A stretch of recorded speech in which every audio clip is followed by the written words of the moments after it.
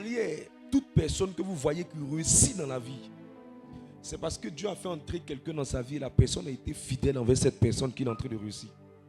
Il n'y a personne que vous voyez qui réussit qui n'a pas été fidèle à quelqu'un que Dieu a mis sur son chemin. Mais si vous voyez quelqu'un aussi qui ne réussit pas, qui devient rien, c'est parce que Dieu a mis quelqu'un dans sa vie, mais elle a été infidèle envers cette personne. Et la personne est partie soit avec sa bénédiction et a laissé une malédiction sur la vie de cette personne. 80% des filles que vous voyez qui n'arrivent pas à se marier, Dieu a mis quelqu'un sur leur chemin. Elles n'ont pas été assez fidèles pour garder cette relation. Elles n'ont pas été assez loyales pour conserver cet amour dans le cœur de cette personne. Le même principe est appliqué dans le monde professionnel. Il y a travail pour tout le monde à Abidjan, il y a travail pour tout le monde dans le monde entier. Mais 80% des personnes que vous voyez qui ne voient pas ils ne voient pas les portes du travail s'ouvrir. En règle générale, ces personnes ont eu l'aide de quelqu'un qui est venu. Et la personne leur a tendu la main. Mais elles n'ont pas été assez fidèles pour conserver les mains de cette personne. Afin que la personne soit la porte entre Dieu et leur destinée pour voir leur vie avancer. Il n'y a personne qui devient quelqu'un sans que quelqu'un ait fait quelque chose pour lui. Il n'y a personne qui devient grand sans que quelqu'un l'ait fait monter sur une échelle pour devenir grand. Sur une échelle pour devenir grand. Il n'y a personne qui réussit dans la vie s'il n'a pas été aidé par quelqu'un qui l'a poussé à devenir, à réussir dans la vie. Même tu me diras peut-être que ça ne marche pas avec la maladie. Même toi qui es malade, je te dis la vérité. Il y a quelqu'un qui connaît le médicament de la maladie que tu as chez une femme quelque part qui vend des médicaments traditionnels. Mais elle ne va pas te montrer le coin parce que tu as de beaux yeux. Elle va te montrer le coin parce que simplement elle a vu en toi une personne qui est bien. Et c'est la capacité d'être une personne qui est bien là. Les hommes jugent ça à partir de la fidélité de cette personne ou à partir de la loyauté de cette personne. Et nous prêchons cette thématique afin d'aider les enfants de Dieu à ne pas se séduire, mais à laisser la main de Dieu par le canal des hommes qui vont entrer dans leur vie, travailler pleinement dans leur vie. Parce que quand quelqu'un crie à Dieu, la réponse de la prière à cette personne vers Dieu, la réponse, c'est la main d'une personne. Je dis quoi? Quand quelqu'un crie à Dieu, la réponse de Dieu vers cette personne, c'est la main d'un être humain. Et en règle générale, quand la main de Dieu venait vers cette personne, par un canal humain, les personnes n'ont pas été sérieuses envers cette personne. Alors dis à ton voisin, ton problème, c'est ton infidélité. Il dit quoi?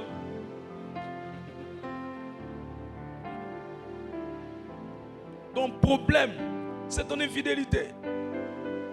Je connais un ami proche de moi qui avait peut-être tombé malade du VIH-Sida. Il était tellement loyal envers une maman, la maman l'a attrapé, elle a fait partir chez une femme quelque part, à Baie. La femme lui a donné des médicaments, il est parti faire les mêmes analyses. Le gars est pleinement guéri.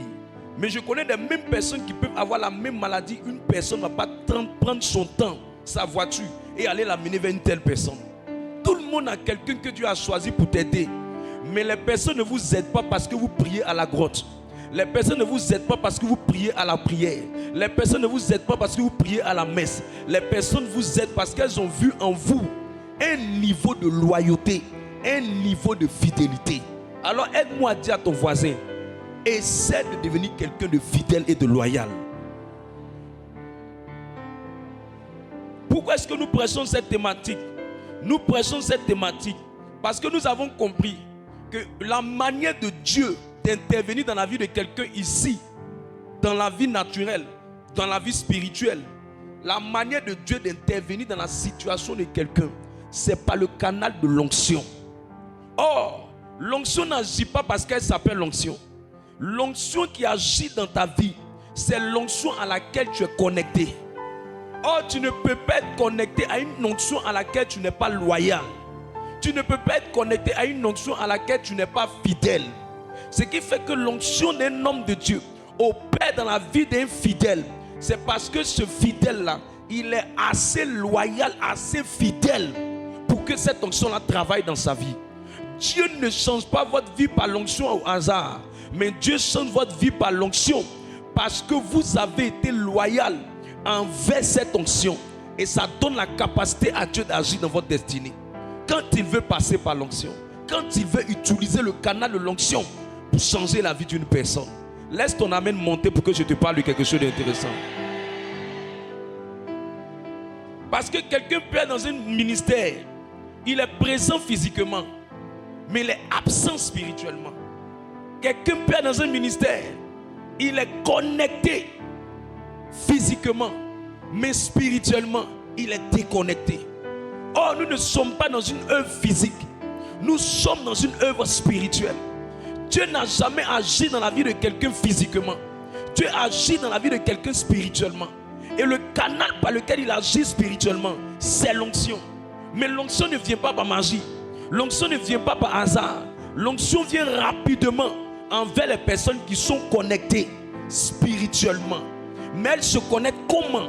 Elles se connaissent par leur niveau de fidélité ou par leur niveau de loyauté. Je lève ma main que tu ne sois pas absent physiquement dans cette maison. Je lève ma main et je prie que tu ne sois pas absent physiquement dans cette maison. Pourquoi est-ce que nous prêchons ce message? Si vous voulez aller plus vite dans la vie, si vous voulez aller plus rapidement dans la vie, quand vous voyez quelqu'un qui court à une vitesse dans sa destinée, une année dans sa vie peut réaliser plusieurs choses. Une année dans sa vie peut réaliser beaucoup de choses. Une année dans sa vie peut réaliser beaucoup d'exploits.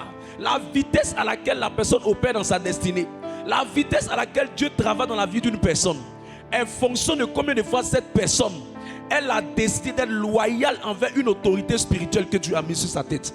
Parce que personne ne court plus vite que le niveau de grâce qu'il transporte. Or, le transfert de grâce se fait toujours en ayant dans ta vie un père spirituel, une autorité spirituelle.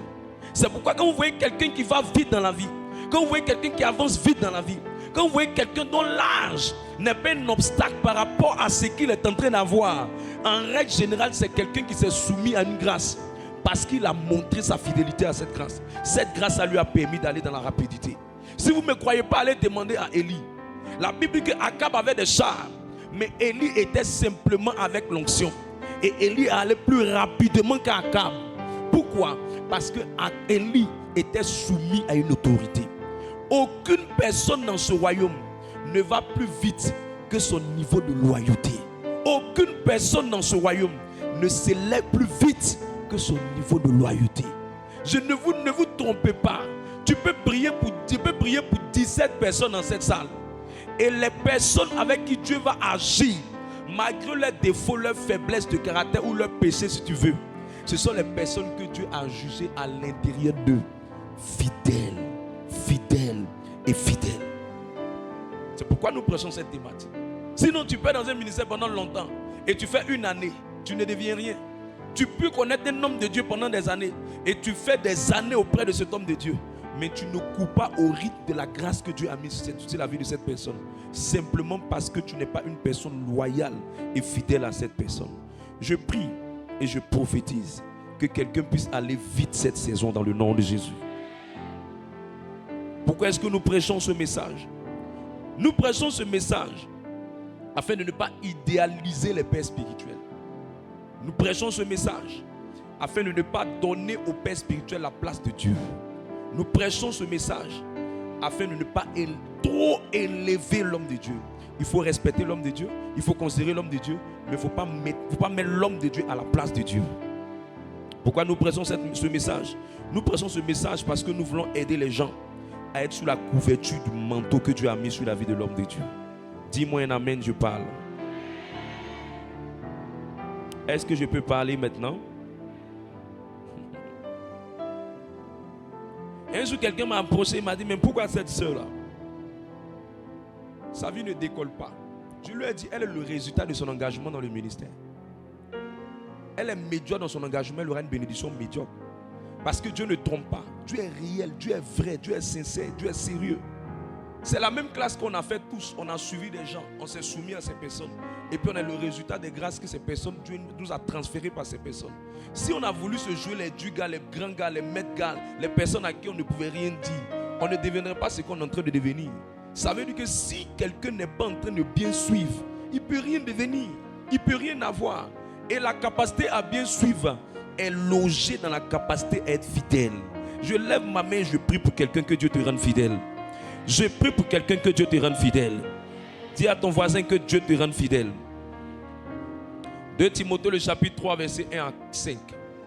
Lis ce texte que j'aime très bien. Ce texte m'a marqué quand je méditais.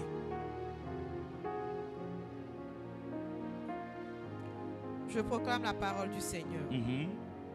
2 Timothée 3, à partir du verset 9. Écoute, cette saison, c'est la dernière semaine de la prière. Je veux avoir toute ton attention avec toute ta concentration. Si tu peux être concentré jusqu'à dans tes pieds, il faut être concentré. Parce que mes messages seront prophétiques. Il y a des gens qui seront en train de rire le 31 à partir de mes messages que j'ai prêchés. Et il y a des gens qui seront en train de pleurer le 31 à partir des messages que j'ai prêchés. Mais dans tous les cas, chacun aura sa part en fonction de combien de fois il va prendre cette sainte semaine. Dis à ton voisin cette sainte semaine. Cette sainte semaine. Cette semaine hautement spirituelle. Allons-y. Sache que dans les derniers jours, c'est Paul qui est en train de parler à son fils spirituel Timothée. Il y aura des temps difficiles. Il aura des temps difficiles. Maintenant, nous nous posons la question. Paul et Timothée sont en train de poser la question à Paul. Mais attends, mon daddy, dis-moi, papa, qu'est-ce qui peut rendre les temps aussi difficiles? Qu'est-ce qui peut rendre les temps aussi compliqués? Qu'est-ce qui peut rendre les temps bizarres? Qu'est-ce qui peut faire que des gens vont souffrir en ces temps de la fin? Qu'est-ce qui peut faire que la vie de certaines personnes est difficile? Demande à ton voisin pour moi. Est-ce que tu penses que ta vie est difficile ou ta vie est normale? Elle dit quoi? Elle aura la réponse tout à l'heure. Il va parler. Est-ce que je peux avoir ton attention? Allons-y. Car les hommes seront égoïstes. Attends, moi j'ai cru qu'il allait me dire parce que le prix du carburant a augmenté. J'ai cru qu'il allait me dire parce que le marché est cher. J'ai cru qu'il allait me dire parce que la situation économique est compliquée. J'ai cru qu'il allait me dire à cause de l'état du pays. J'ai cru qu'il allait me dire à cause de la situation politique. J'ai cru qu'il allait me dire à cause de la situation après élection. J'ai cru qu'il allait me dire à cause du fait qu'il y a plus de riches que de pauvres. J'ai cru qu'il allait me dire à cause du fait que les gens eux-mêmes n'arrivent pas à manger à leur faim. J'ai cru qu'il allait m'expliquer des raisons économiques, scientifiques. J'ai cru qu'il allait m'expliquer des raisons biologiques. J'ai cru qu'il allait me donner des raisons, d'autres raisons. Mais je regarde, je ne vois pas ces raisons. Mais je vois que tout ce qu'il est en train de dire est lié à quelque chose. Lis le texte pour moi, s'il te plaît. Lis le texte pour que quelqu'un sache. Amis de l'argent. Les gens seront égoïstes. Amis de l'argent. Fanfarons. Fanfarons. Hautains. Hautains. Blasphémateurs. Blasphémateurs. Rebelles à leurs parents. Rebelles à leurs parents. Et parents, il a mis S. Rebelles à leurs parents. Spirituels comme biologiques. Quand j'ai lu ce texte, je veux que tu répètes cette parole à ta voisine, pour moi, à ton voisin. Tu souffres parce que tu es dans ces cas-là.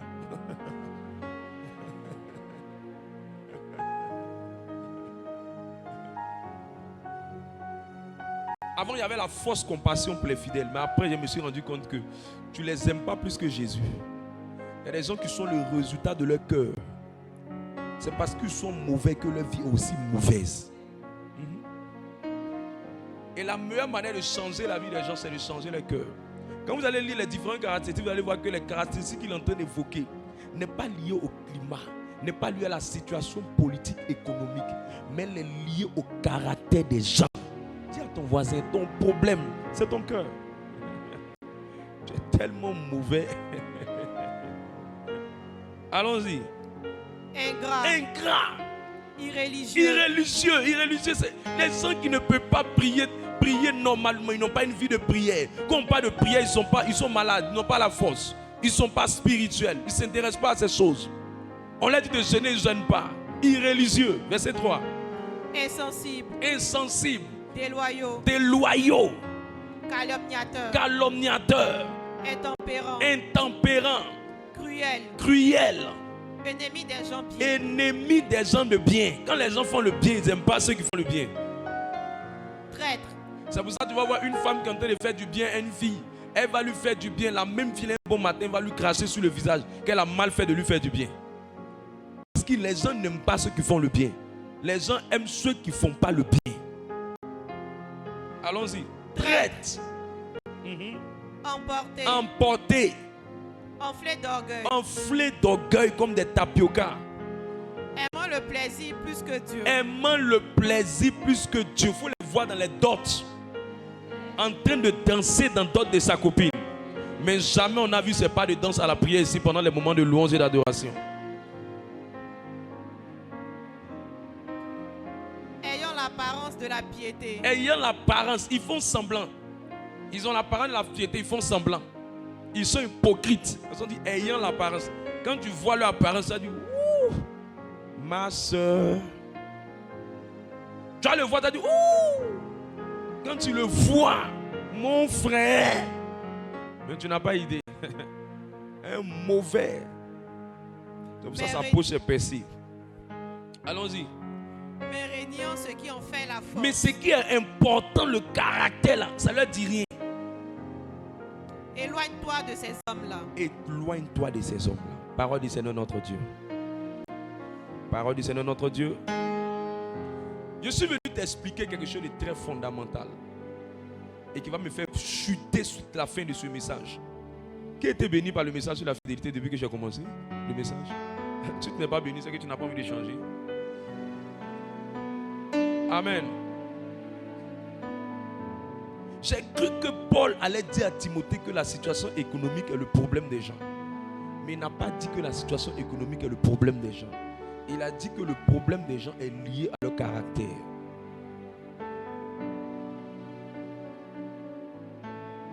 En d'autres mots, ça veut dire que la vie extérieure des gens est le reflet de ce qu'ils sont à l'intérieur. Si vous voulez que l'extérieur puisse changer, l'environnement puisse changer, les événements puissent changer, les situations puissent changer, il faut que vous preniez la peine de travailler ce que vous êtes à l'intérieur de vous. Et l'un des traits de caractère, il résume tous les points de caractère qu'il vient de citer. C'est la déloyauté ou l'infidélité. Parce que quand on parle d'hypocrisie, ceux qui font semblant. Quand on parle d'égoïsme, c'est ceux qui ne pensent qu'à eux. Quand on parle des personnes qui n'aiment pas le bien, c'est ceux qui n'aiment pas honorer les gens. Quand on parle des personnes qui vont s'opposer aux parents, on parle de qui? Des gens qui deviennent irrespectueux. Donc quand vous faites la liste de toutes ces choses, vous allez vous rendre compte que dans tous ces cas, ce sont des cas qui ont un lien direct avec la déloyauté, avec l'infidélité. Donc le problème qu'il faut travailler, c'est le problème de la fidélité. Si tu as réussi à devenir quelqu'un de loyal et de fidèle, tu vas réussir à voir l'environnement de ta vie changer. Tu vas réussir à voir le contenu de ta destinée changer. Tu vas sentir que Dieu est en train d'écrire une nouvelle histoire pour toi. Tu vas sentir que Dieu est en train d'écrire quelque chose de merveilleux pour toi. Tu vas sentir que toute l'histoire dans laquelle tu te trouves, les choses sont en train de changer autour de toi. Le comportement des hommes envers toi est en train de changer. Tu te poseras mille et une questions. C'est parce que tu as travaillé l'intérieur que l'environnement extérieur est en train de changer. Hypocrite, arrête de faire semblant. Parce que tu es en train de toi-même te détruire. Oublieux, arrête de faire semblant. Arrête d'être quelqu'un d'ingrat. Parce que chaque fois que tu oublies le bien que quelqu'un t'a fait, tu es en train de montrer à Dieu que tu es quelqu'un d'injuste et tu es quelqu'un de méchant. Il a dit dans la liste de ces choses que ça va rendre la vie des gens difficile. Ça va faire que quelqu'un aura même du mal à manger. On se posera même pourquoi est-ce qu'il n'arrive pas à manger. Ça va faire que quelqu'un va prier mais son ciel sera fermé. Ça va faire que les conditions de vie de quelqu'un vont être de pire en pire, de mal en mal, de destruction en destruction. Pourquoi? Parce que ces personnes n'ont pas pris la peine de travailler leur intérieur. Et je suis venu aider quelqu'un pour que son intérieur puisse changer. Jean le chapitre 6 verset 70.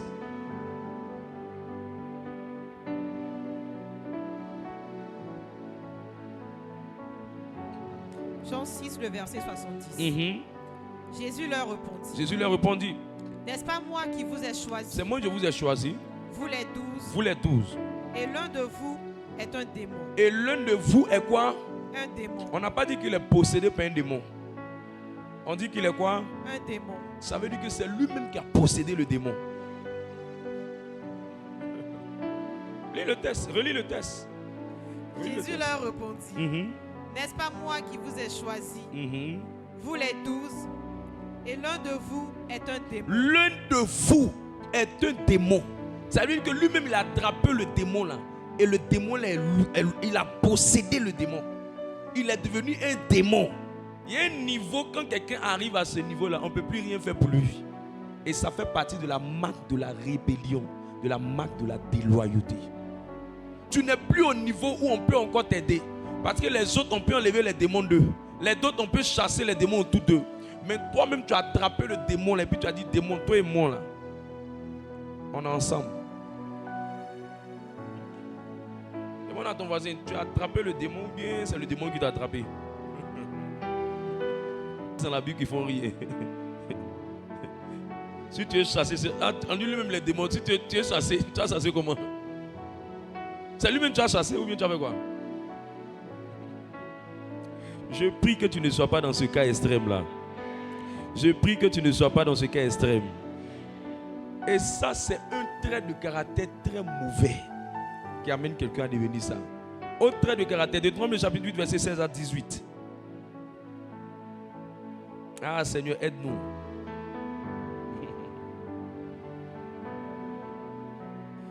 Deutéronome 8 à partir du verset 16. Qui t'a fait manger dans le désert la manne inconnue à tes pères, afin de t'humilier et de te prouver, pour te faire ensuite du bien. Garde-toi de dire en ton cœur, ma force et la puissance de ma main m'ont acquis ces richesses. Il dit, garde-toi de dire ça dans ton cœur. Il y a un groupe de personnes, quand le Seigneur commence à les élever, ils commencent à avoir un sentiment d'orgueil pour dire que ce sont eux-mêmes qui se sont fait. Est-ce que les gens m'ont fait? Est-ce que quelqu'un m'a fait? C'est moi qui me suis fait. C'est moi qui suis arrivé à ce niveau. Qui peut même? Je ne vois même pas ce qu'il a fait. Il a fait quoi même? Elle a fait quoi même? C'est pas seulement dormir chez elle, là, ça c'est quoi? C'est pas seulement me payer mes transports, c'est quoi? 2000 c'est quoi? C'est pas 2000 seulement que tu m'as donné? Il faut dire à ton voisin en ce moment là, tu avais besoin de 2000. Hein? Et quand les gens commencent à arriver à ce niveau, ils n'expriment pas ça verbalement. Mais il dit, garde-toi de dire en ton cœur. Ce n'est pas sa bouche qui parle, mais c'est son cœur qui parle. Les gens les plus dangereux sont les gens qui sont très calmes, mais ce qu'ils disent dans leur cœur est plus dangereux que ceux qui disent dans leur bouche. Méfiez-vous des personnes qui n'arrivent pas à exprimer ce qu'ils ont. Mais mettez un peu seulement de volume dans leur cœur. Vous allez voir que ce que leur cœur dit est le résultat de ce que vous voyez dans leur vie.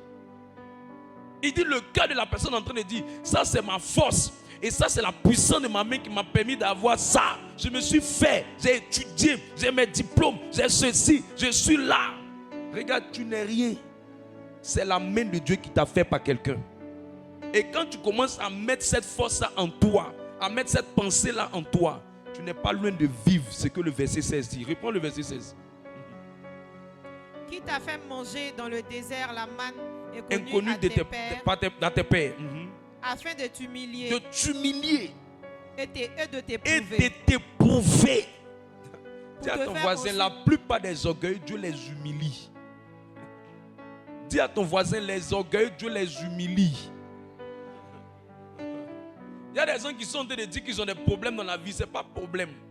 C'est Dieu qui est en train de t'humilier et c'est Dieu qui est en train de t'éprouver. Mais après, il va te faire du bien. Mais à condition que tu ne dises pas dans ton cœur que c'est ma force qui m'a donné ça. Mais que tu dises, c'est Dieu qui m'a donné ce que j'ai. C'est Dieu qui m'a fait. C'est quelqu'un par qui Dieu est passé pour me soutenir. Et ce type de personnes, Dieu les élève toujours. Lis la suite du texte maintenant. Souviens-toi de l'Éternel, ton Dieu, car c'est lui qui te donnera la force pour les acquérir. Souviens-toi, ça veut dire qu'il ne faut jamais oublier. Souviens-toi, ça veut dire qu'il faut que ta mémoire soit très fraîche. Lorsqu'un verre d'eau t'a été donné, il ne faut jamais oublier le verre d'eau qui t'a été donné. Lorsqu'une aide t'a été apportée, il ne faut jamais oublier l'aide qui t'a été apportée. Et c'était le comportement du peuple d'Israël. Quand le peuple d'Israël arrive à la terre, dès qu'ils sont en train d'avancer pour aller vers la terre promise, ils disent à Moïse, on n'a pas la nourriture. Moïse prie, Dieu envoie la manne. Ils mangent la manne. Ils avancent encore, ils disent à Dieu, on est fatigué de la manne, on a besoin de boire de l'eau. Moïse s'en va prier, il gagne encore de l'eau. Ils disent à Moïse, on va faire quoi? Le tout c'est l'eau, tout c'est l'eau. C'est mieux, on va retourner en Égypte. Ils n'étaient pas reconnaissants, ils étaient oublieux de ce que Dieu avait fait dans leur vie. Et Dieu les a fait et Dieu les a éprouvés. Et je ne veux pas que cela arrive à quelqu'un qui est en train d'être assis dans cette salle. Et je prie pour toi que Dieu te donne un cœur qui est reconnaissant et humble. Que Dieu te donne un cœur qui est reconnaissant et rempli d'humilité dans le nom de Jésus-Christ. Assieds-toi. Chaque fois que le Seigneur veut garder quelqu'un dans la loyauté. Il y a un niveau de loyauté, si vous voulez avoir. Vous devez arriver à un niveau où vous allez comprendre que toute personne que Dieu met dans votre vie, qui est venue vous aider, ou que la main de Dieu dans votre vie, vous devez reconnaître que cette personne, elle a en elle des faiblesses. Vous devez être préparé psychologiquement à ça pour que votre niveau d'estime des gens ne baisse pas. Parce que vous savez ce qui fait qu'un homme commence à devenir infidèle à une femme, c'est que son niveau d'estime pour la femme qu'il avait vue hier, et il disait waouh, maman jolie, la même personne, le niveau d'estime là commence à baisser. Et ce qui fait que ça baisse, c'est parce qu'il n'avait pas été préparé dans son esprit que cette femme là, elle a des faiblesses. Ce qui fait qu'une femme commence à devenir insoumise et elle finit par trahir un homme, quitter un homme, abandonner un homme qui l'a soutenu, qui l'a aimé, qui l'a épousé. C'est parce qu'à un moment donné dans la vie de cette femme, elle n'a pas accepté l'idée selon laquelle celui qu'elle a croisé là, il a des faiblesses. Quand vous voyez un homme, un employé qui commence à manquer de respect à un patron et qui finit par trahir, par s'éloigner, par abandonner, par être traite, par être rempli d'orgueil, c'est parce que la personne n'a pas compris une chose, que toute personne que tu rencontres, aussi élevée soit-elle, lorsque vous allez rentrer dans sa proximité, lorsque vous allez rentrer dans son intimité, lorsque vous allez rentrer en contact avec cette personne, à force de vous approcher, vous allez finir par voir les faiblesses de cette personne. Vous allez voir les faiblesses de cette personne. Et c'est quand vous allez voir les faiblesses de cette personne que vous allez dire, ah, c'est ma patronne. Mais ça, elle ne peut pas être, moi aussi je pouvais avoir ça. Elle ne peut pas se permettre de me dire ça. Il ne peut pas se permettre de me dire ça. Pourquoi? Parce que tu as commencé à voir les faiblesses de la personne. Et les faiblesses de cette personne ont fait que tu as commencé à voir l'humanité de cette personne. Le côté humain, le côté naturel, le côté divin de cette personne n'est plus visible. Mais le côté humain de cette personne devient visible. C'est alors que les gens commencent à avoir un autre comportement. Irrespectueux, emporté, rebelle, traite, méchant, hypocrite. Et les gens ne comprennent pas ça. Et ils sont scandalisés. Et ils finissent par trahir. C'est pourquoi Dieu m'a dit, si tu n'apprends pas au peuple de Dieu à voir les faiblesses et à accepter les gens avec leurs faiblesses, mais à continuer de les respecter malgré leurs faiblesses, si tu n'enseignes pas aux gens, les gens vont voir les faiblesses des gens. Et à partir des faiblesses des gens, ils auront un autre comportement envers cette personne, sans comprendre pourquoi il est devenu comme ça. C'est parce qu'il a vu certaines choses sur cette personne. Et il y a 9 faiblesses que je suis en train de te montrer, qui vont te permettre de ne plus voir les gens au niveau le plus élevé. Parce que vous savez, quand vous considérez trop quelqu'un, quand vous considérez trop quelqu'un, vous attendez beaucoup de cette personne. Et quand vous attendez beaucoup de cette personne, votre déception sera très grande, très fatale, très honteuse. Et je ne veux pas que cela t'arrive dans le nom de Jésus. Je ne veux pas que cela t'arrive dans le nom de Jésus. Est-ce que je peux te donner la première? Et puis on va aller très vite jusqu'à la 9e. Je suis là pour t'aider.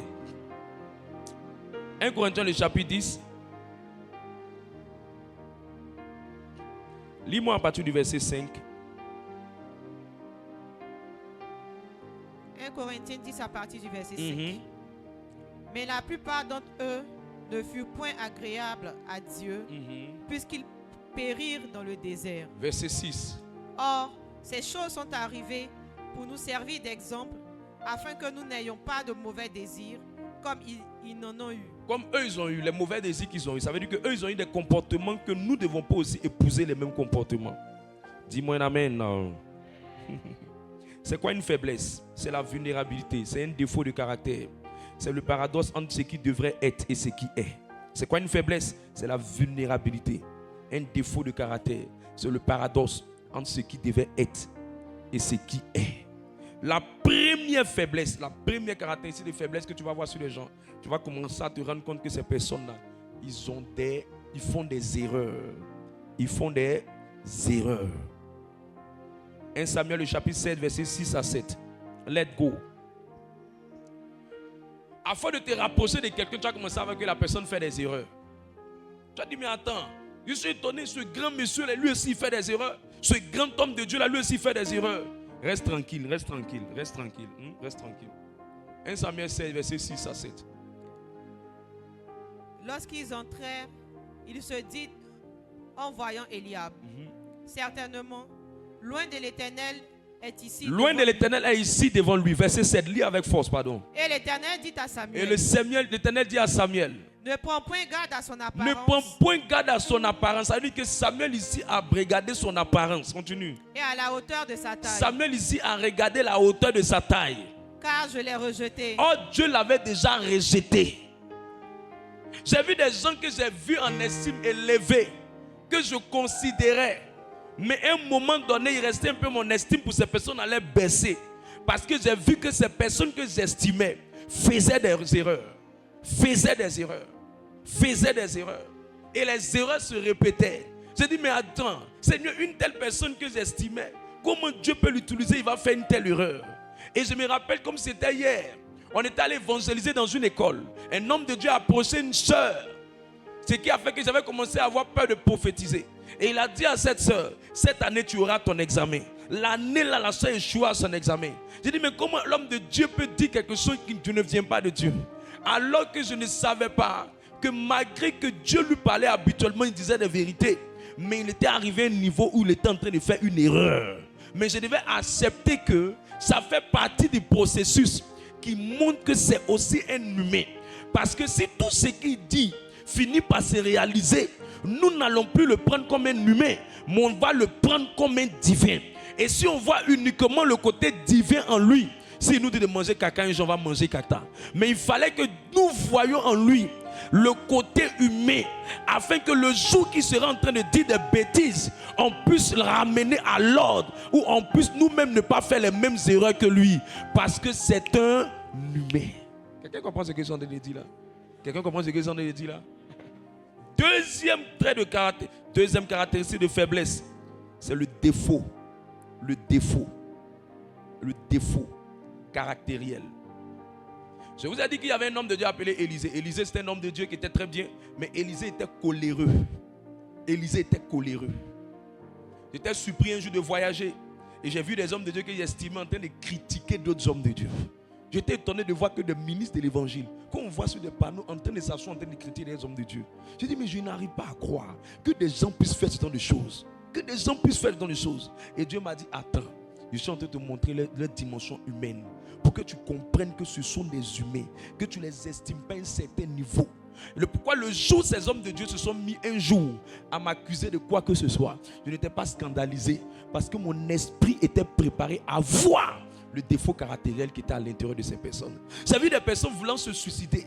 À cause de cet homme de Dieu là, moi je ne vais plus à l'église. À cause de si les hommes de Dieu font ça, moi je ne prie plus. Si je vois un homme de Dieu faire ça, moi je ne fais plus. Si mon papa fait ça, c'est que je ne fais plus. Reste tranquille, calme-toi. Ta patronne là, elle a des défauts de caractère. Il y a des patronnes qui crient pour ne rien dire, mais elle n'est pas mauvaise dans le fond. Il y a des personnes aussi qui ne parlent pas, ils gardent rancune, mais le jour ça les prend. Ils te chassent de leur travail. Écoute, tu peux être très loin d'une fille, tu la vois, elle est très belle, mais tu te rapproches bien, tu te rends compte qu'il y a une de ses dents qui est cassée.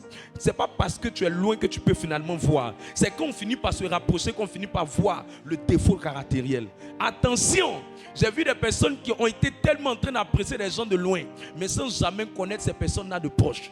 Dieu permet que tu puisses être proche de quelqu'un pour que tu puisses voir les défauts de caractère de cette personne, afin de l'aimer avec ses qualités, mais aussi de l'aimer aussi avec ses défauts. Parce qu'on ne peut jamais parler d'amour s'il n'y a pas amour de qualité et amour de défaut. Le faux amour, l'amour que j'appelle l'amour artificiel, l'amour que j'appelle l'amour politique, c'est l'amour qu'on voit quelqu'un puis on regarde, on dit oh c'est bien, mais on ne dit pas aussi ah je t'aime malgré tout, je t'aime malgré tes qualités, mais je t'aime aussi malgré tes défauts. Quand quelqu'un arrive à un niveau où il vous aime pour vos qualités et où vous aime pour vos défauts, c'est fini, cette personne ne va plus jamais vous laisser. C'est pourquoi beaucoup de nouveaux mariés étaient étonnés. Il a vu la seule, elle était bien fraîche. Lorsqu'elle lui a donné un premier gospion, il est étonné de voir que les végétudes commencent à sortir sur son ventre. Il dit, attends, est-ce que c'est cette affaire de femme là qui est comme ça? Non, c'est la même femme, mais il y a quelque chose qui est en train de changer. Il y a un défaut qui a commencé à venir sur elle. Pourquoi tu as vu ça? Tu as vu ça parce que tu as commencé à rentrer dans son intimité. Sinon, si tu étais de loin, tu allais l'apprécier comme tu apprécierais une fille qui est en train de marcher en ce moment dans ton quartier. Quand on se rapproche, on voit les défauts. Quand on se rapproche, on voit les défauts de caractère. Et ta capacité à rester fidèle, c'est de te dire, c'est comme ça il est. Je dois l'accepter comme ça et marcher avec cette personne comme ça. Est-ce que quelqu'un est avec moi? Est-ce que quelqu'un est avec moi? Je connais quelqu'un, lorsque quelqu'un vient lui faire lorsque quelqu'un vient parler avec lui en écoute, il ne tarde pas à mettre ça dans son message quand il prêchait. Mais je le respectais vraiment bien. Mais ça ne m'a pas surpris de voir qu'il faisait ça. Parce que c'était quelqu'un qui était beaucoup partout, qui ne savait pas maîtriser ses propos, qui ne savait pas maîtriser ses paroles. Frères et sœurs, je ne sais pas comment ça fonctionne, mais c'est trop me demander. Même quand quelqu'un vient me voir, même faire écoute avec moi, même ma femme même ne sait pas de quoi on parle dans l'écoute. Je ne m'assois pas avec ma femme pour dire telle personne a dit ça. Souvent je suis étonné que c'est un fidèle demande, ah mais tu n'as pas parlé de ça avec papa. Non, c'est être idiot de le faire. Un ministre sérieux et sensé, tout ce qui est dans le ministère n'a rien à voir avec le foyer. Tout ce qui est dans le ministère n'a rien à voir avec la famille. Mais si tu vois quelqu'un qui fait qui manifeste ça, c'est quelqu'un qui a un défaut de caractère. Et tu dois aussi accepter qu'il y ait des gens de ce genre. Je prie pour toi que tu acceptes ça dans le nom de Jésus. Troisième cas de trait de caractère, troisième faiblesse, ce sont les péchés. Les péchés. Les péchés. 1 Samuel, le chapitre 8, verset 3. Lis ça vite, ma soeur. 1 Samuel 8, le verset 3. Verset 3. Les fils de Samuel ne marchaient point sur ses traces. Ils se livraient à la cupidité, recevaient des présents et violaient la justice. Samuel avait des fils et ses enfants-là, ils n'étaient pas des bons enfants. Ils se comportaient bizarrement. Ils se comportaient bizarrement. Ils avaient un mauvais comportement. Tout récemment, ma femme et moi, on a vu une personne, un homme de Dieu qui est vraiment très élevé. Sa fille est une star. Mais la comédie qu'elle joue là, c'est une comédie qui est en relation avec la perversion. Et je me suis posé la question, mais pourquoi est-ce que cet homme de Dieu là, sa fille peut être aussi une star, et la comédie qu'elle joue là, c'est toujours la perversion, alors que son papa est un grand homme de Dieu. Pourquoi est-ce que les choses arrivent? C'est là que Dieu m'a dit, même Samuel était le type de parent qui était flegmatique. Il y a des gens, leur problème, c'est que quand ils voient leurs enfants déconner, ils n'ont pas le courage de leur dire. Il y a des gens aussi, quand ils voient les enfants déconner, ils vont leur dire jusqu'à exagérer. Et ça, c'est leur péché. Et d'autres appellent ça péché mignon. Ils ne savent pas être durs envers les gens. Ils ne savent pas aussi être trop calmes envers les gens. Donc il y a des personnes, eux, quand ils voient quelque chose, immédiatement, ils vont frapper. Il y a des personnes aussi, quand ils voient quelque chose, quand c'est eux-mêmes leurs propres enfants, ils n'arrivent pas à changer. C'est la même chose avec Samuel. Samuel avait un problème. Et son problème était que ses enfants se livraient à la cupidité. Mais Samuel n'avait pas le courage de leur dire. Parce que Samuel lui-même était quelqu'un qui était beaucoup dans des travers. Frères et sœurs, quand vous allez avancer, il y a des choses quand vous allez voir, ne soyez pas scandalisés. Il y a des choses quand vous allez voir, ne soyez pas perturbés. Parce que Dieu permet ça pour que vous puissiez croire et comprendre que c'est lui seul qui est bon. Qu'aucun homme n'est parfait. Qui comprend ce que j'explique? Je suis allé un jour dans un village pour prêcher. Ils disent tous les catéchistes qui viennent ici là, ce sont des buveurs. Nous on ne va plus.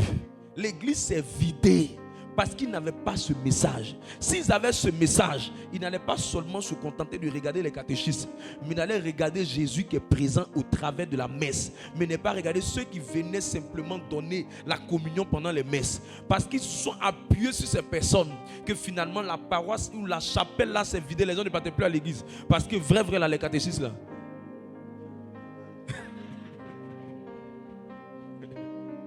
C'est un village burkinabé. Quand ils boivent Chapalo, hey.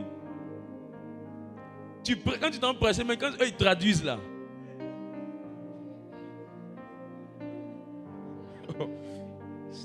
Tu sens au-delà de Chapalo là, et puis tradition aussi là. Interprétation là, tout est mélangé dedans. Hey. Je prie que le Seigneur te fasse grâce. Je prie que le Seigneur te fasse grâce. Je sens de t'élever ton niveau de maturité. Il ne faut pas te dire, ouh. Toi aussi, tu as dit que tu es homme de Dieu. Et dis à ta soeur, reste calme, reste calme. Il y a des gens qui n'ont pas traité leur péché. Ils n'ont pas encore traité leur péché. Il y a des hommes de Dieu qui sont des grands buveurs. Je vous dis la vérité. Très grands buveurs. Mais ils n'ont pas traité leur caractère. Ils n'ont pas traité leur faiblesse, ce péché-là. Ils n'ont pas traité avec ça. Je lève ma main et je prie. Que le Seigneur te vienne en aide quand tu vas voir ces choses.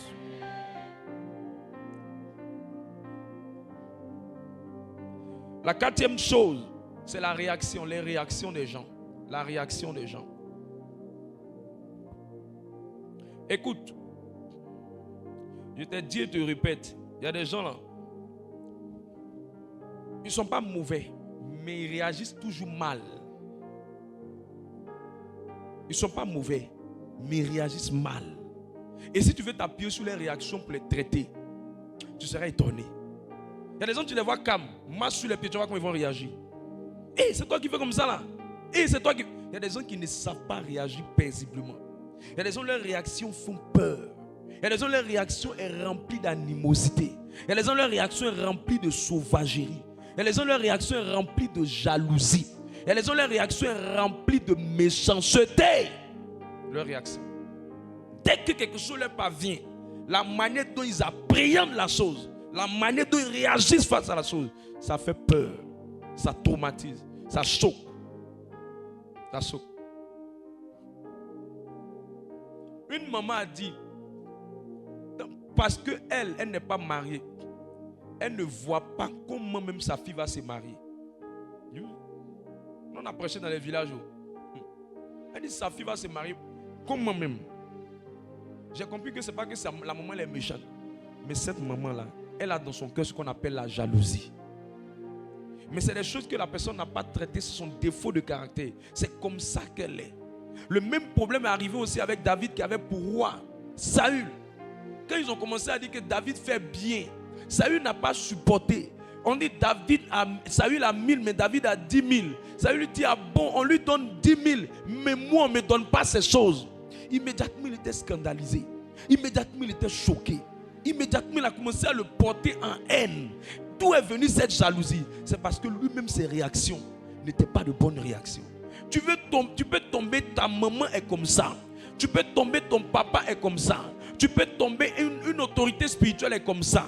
Mais ce n'est pas parce qu'elle est comme ça que ça veut dire qu'elle est mauvaise. Si tu veux rester fidèle aux gens que Dieu t'envoie, tu dois accepter aussi qu'il y a des gens qui ne réagissent pas bien. Il y a des gens qui ont travaillé avec des personnes qui ont abandonné le travail. Parce qu'il dit, ma patronne, elle ne sait pas se calmer. Quand elle s'énerve, elle va m'insulter, elle va me traiter de tous les noms. Mais c'est son défaut. C'est comme ça que la personne est. Et si tu veux rentrer dans tes grâces, il y a des personnes comme ça là, tu dois apprendre à les supporter. Que le Seigneur te vienne en aide dans le nom de Jésus-Christ. Le cinquième trait de caractère, c'est la simplicité. La simplicité. Il y a des gens qui sont tellement simples, tellement simples, tellement simples. Moi, ça m'a créé des problèmes. Ça m'a créé des problèmes. Mais la parole que Dieu m'a donnée quand il voulait me consoler. Chaque fois que quelqu'un vient me voir, je suis disponible les matins. Je suis disponible pour recevoir la personne. Pour recevoir la personne. Et un jour, j'étais vraiment fatigué. Et j'ai dit que je ne pouvais pas recevoir la personne. Ma simplicité m'a créé des problèmes. Pourquoi je ne peux pas la recevoir? La personne dit qu'elle ne prie plus jamais. À cause du fait que j'étais accessible. Mon accessibilité m'a créé moi-même mes propres problèmes. Or, si j'étais inaccessible et j'étais difficile d'accès à cette personne, je crois que la personne allait accepter ça.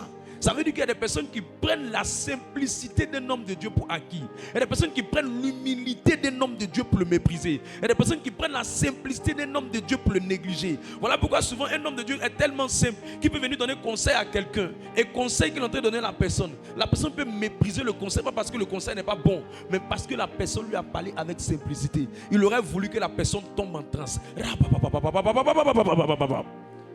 Ainsi parle l'Éternel. Dis à ton voisin, pourquoi tu n'aimes pas ce qui est simple? Je lève ma main et je prie. Que le Seigneur te garde. Que le Seigneur te garde. Mon Dieu m'a dit, quand il sortait de cette situation, parce qu'il y a eu très mal de perdre cette personne. Et puis je suis allé en retraite, je priais. Et puis il a dit, Seigneur, guéris mon cœur, guéris mon cœur, guéris mon cœur. Et puis le Seigneur m'a dit, tu sais, j'ai voulu que tu sois quelqu'un de très simple. Pour deux raisons. Pour que tu puisses reconnaître les orgueilleux. Pour t'en éloigner. Et pour la deuxième raison, c'est pour que je puisse beaucoup t'utiliser dans le miraculeux. Quand Dieu m'a dit ces deux choses, je lui ai dit le comportement de la personne ne changera pas ma simplicité. Quand quelqu'un est tellement simple, il y a des gens, c'est l'occasion pour eux de leur manquer de respect. Et finalement, ils finissent par devenir rebelles. Finalement, ils finissent par devenir déloyaux. Finalement, ils finissent par ne plus avoir un bon comportement. Et eux-mêmes, ils ferment le ciel sur les têtes. Je prie pour toi que la simplicité d'un père ne te change pas. Que la simplicité d'une mère ne te change pas. La raison, c'est la simplicité de leur maman. Il y a des mamans qui ont fait l'erreur. Elle ressemble tellement à sa fille qu'elle allait se laver avec sa propre fille. Un jour, elle voulait donner un conseil à sa fille lui a dit: Hé, faut m'arrêter tes choses là. Écoute, c'est pas parce que ta maman est simple que tu vas te comporter comme ça avec la personne. Et finalement, tu as tiré des malédictions. Non. La simplicité de quelqu'un ne doit pas être un problème pour toi. Au contraire, mais ça doit être une occasion même d'être bien. D'être bien. D'être bien. Il y a des hommes qui ont du mal à causer même avec leurs propres parents. Quand tu as eu l'opportunité d'avoir une maman qui est accessible, qui parle avec toi, qui change avec toi, un papa qui est accessible, qui parle avec toi, qui change avec toi, c'est devenu maintenant problème pour toi. Je lève ma main que cette simplicité ne te donne pas de devenir une mauvaise personne au nom de Jésus. Le prochain trait de caractère, le 6e, ce sont les limites de l'accomplissement. Les limites d'accomplissement. Il y a plusieurs limites. La première limite, c'est ce qu'on appelle les limites d'accomplissement. Regarde, il y a des gens qui font des erreurs que je me pose la question, est-ce que quand ils prennent la peine de faire ces erreurs, est-ce qu'ils analysent la chose? Ce n'est pas parce que quelqu'un n'a pas quelque chose qu'il ne peut pas te donner la chose. Et c'est l'erreur de beaucoup de personnes qui ont fait qu'eux-mêmes ils ont pris des malédictions sur leurs propres parents. Ce n'est pas parce que ta maman n'est pas partie à l'école qu'elle ne peut pas te donner conseil. Même dans le fait que ta mère ne soit pas partie à l'école, elle n'est pas accomplie dans la vie, elle n'est pas devenue quelqu'un d'extraordinaire. La vie enseigne. Dis à ton voisin, la vie enseigne. La vie enseigne des choses que l'école n'enseigne pas. La vie enseigne des choses que les bons n'enseignent pas. Donc la vieille là peut te dire quelque chose, même si elle n'est pas accomplie comme toi. Même si elle n'a pas la voiture que tu as. Même si elle n'a pas la maison que tu as. Même si elle n'a pas les biens que tu as. Elle peut te dire quelque chose. Et ça va t'aider à devenir quelqu'un de meilleur. Il y a 2 conseils qu'on tire sur quelqu'un qui n'est pas accompli. Le premier conseil, en fait, tout pour ne pas faire les mêmes erreurs qu'il a fait pour ne pas s'accomplir. Le deuxième conseil, c'est que de ces erreurs, il peut te faire éviter certaines choses qu'il a commises comme erreur. Donc quand quelqu'un a une limite d'accomplissement, ce n'est pas la raison pour laquelle il ne peut pas t'aider à avoir quelque chose. Tu as intérêt à écouter les conseils de cette personne. Tu as intérêt à respecter une telle personne. Moi, je me rappelle, je n'avais jamais touché même 1 million. Que j'avais prié pour des personnes qui étaient devenues millionnaires. Je n'avais jamais mis un pied dans un pays européen. Que j'avais prié pour des personnes qui étaient parties en Europe. Je n'étais jamais monté dans un avion, là mais je vais plus loin. Que j'avais prié pour des personnes qui sont montées dans l'avion. Je n'étais même pas encore marié. Que j'avais prié pour des personnes qui sont mariées. Ça veut dire, ce que ton père a dans le spirituel est la force que Dieu lui a donnée pour que tu puisses rentrer dans tes accomplissements. Mais ce n'est pas parce qu'il te fait entrer dans tes accomplissements qu'il n'a pas ces accomplissements que ça veut dire que tu dois lui manquer de respect. Moi, j'ai vu des personnes qui ont respecté des hommes de Dieu sur les réseaux sociaux. Partageons les affiches. Parce que l'homme de Dieu a une grosse voiture. Parce que l'homme de Dieu est célèbre, il est connu. Mais son père, qui est quelqu'un de simple, quelqu'un qui n'a pas certains accomplissements, la personne le méprise, la personne le sous-estime, la personne ne partage nulle ses vidéos, n'aime ni ses vidéos, parce que la personne se dit que lui il a plus d'accomplissements que l'autre. Attends, reste tranquille, c'est une question de tout. La personne c'est son tour, le tour de l'autre personne va arriver. Lui aussi il aura des accomplissements. Mais ne fais pas une comparaison pour pouvoir juger est-ce que tu dois estimer ou est-ce que tu dois mépriser. Sinon tu vas te mettre le doigt dans l'œil. Si tu ne me crois pas, va demander à Abraham. Abraham n'avait pas encore eu un enfant qu'il avait prié pour des gens qui sont tombés enceintes. Abraham n'avait même pas encore eu un enfant qui cherchait un enfant, qu'il avait prié pour des personnes qui étaient en train de chercher un enfant. Un jour j'étais assis dans mon bureau, quelqu'un est venu me voir. Il dit je n'aime pas homme de Dieu, je n'aime pas quand je suis dans la galère. Je voulais lui dire, j'étais tenté de lui dire ce jour-là, ça fait des années. J'étais tenté de lui dire ce jour-là. Même moi-même 2000, même je n'ai pas ça dans ma poche. Même moi-même 2000, même je n'ai pas ça dans ma poche. J'étais tenté de lui dire, toi moi-même tu es en train de parler de tes problèmes. Même moi-même 2000, je n'ai pas dans ma poche. Mais j'ai prié pour ce dernier-là. Les temps qu'on suivi, il a eu un travail. Je crois à la Pétrosie. Mais pourquoi? Parce que ce que je suis dans le spirituel, ce n'est pas ce que je suis dans le physique. Va demander à Dieu ce que je porte. Quand j'étais avant à ce niveau-là, si je suis rentré à cette dimension, c'est que maintenant, imagine un peu l'onction qui se bonifie, qui grandit. C'est que maintenant, c'est encore plus grave. Donc, quand quelqu'un n'a pas certains accomplissements, ça ne veut pas dire qu'il ne peut pas te faire entrer dans certains accomplissements. Est-ce que tu es avec moi? Est-ce que tu es avec moi?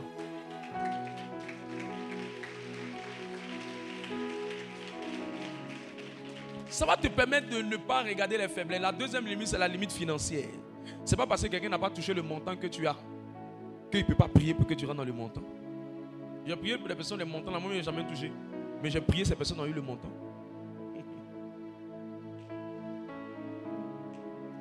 Moi, j'ai travaillé, je n'ai jamais été directeur, j'ai prié pour les gens qui sont des directeurs.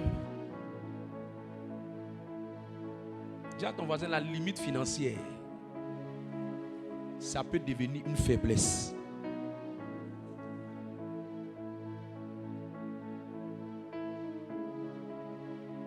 J'avais une voiture, il y avait une voiture que j'avais un moment donné, la voiture a commencé à me fatiguer. Mais j'ai prié pour des gens à qui Dieu a donné de grosses voitures. Même des dizaines. La limite financière de quelqu'un ne veut pas dire que tu dois le mépriser. Au fait, pourquoi je t'apprends ces choses? Je t'enseigne ces choses pour que ton estime ne baisse pas en fonction de ce que tu vois. Ce que tu vois n'est rien par rapport à ce que la personne porte. Ta maman peut ne pas avoir construit, hein, mais elle peut t'aider à construire. J'ai vu des moments qui ont vendu pain. J'ai vu des moments qui ont vendu galettes. Et ces galettes-là, qui a fait d'elle la mère d'un enfant qui est devenu un diplomate dans le pays. Parce que la limite là, tu ne dois pas la mépriser. Il y a des personnes à cause de la limite financière de sa maman, elle n'a même pas le courage de partir présenter sa maman à des personnes. Et tellement qu'elle a méprisé sa maman lui a dit c'est moi, hein, c'est moi. C'est moi qui t'ai fait fréquenter dans l'école. C'était Guichet-en-Roulin. Elle dit c'est moi, c'est une école au Maroc. Elle dit c'est moi qui t'ai fait fréquenter à Guichet-en-Roulin.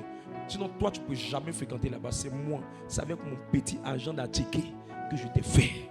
Aujourd'hui tu me méprises. Les gens quittent, les gens se séparent, les gens accusent. Parce qu'ils regardent les limites financières. Ils regardent les limites financières.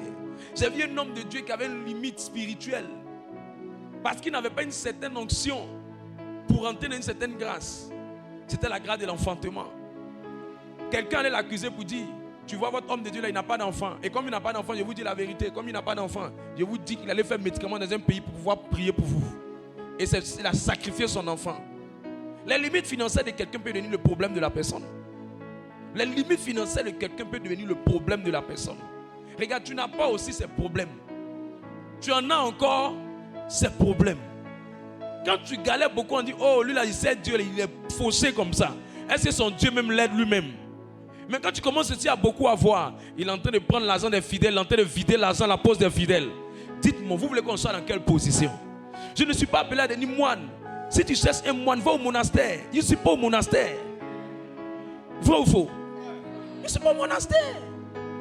Je suis un laïc en train de prêcher au monde. Je ne peux pas toucher le monde si je ne suis pas celle du monde. Je ne peux pas toucher le monde si je ne suis pas lumière du monde. Et je vais voir ma lumière comment? Tu vas voir mon sel comment? Si je ne ressemble pas à ce que je dois te prêcher. Quand ça ne va pas chez moi, tu te plains. Quand ça va aussi chez moi aussi, tu es complexé. Tu veux que je sois dans quel cas? Je monte dans Baka, tu dis mon onction ne m'aide pas. Je monte dans Yango, tu dis mon onction ne me donne pas voiture. J'ai une grosse voiture, encore tu dis pourquoi j'ai une grosse voiture?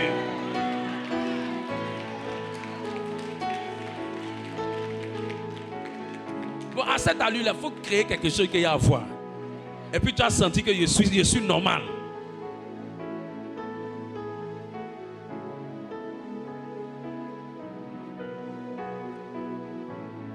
Oh yes.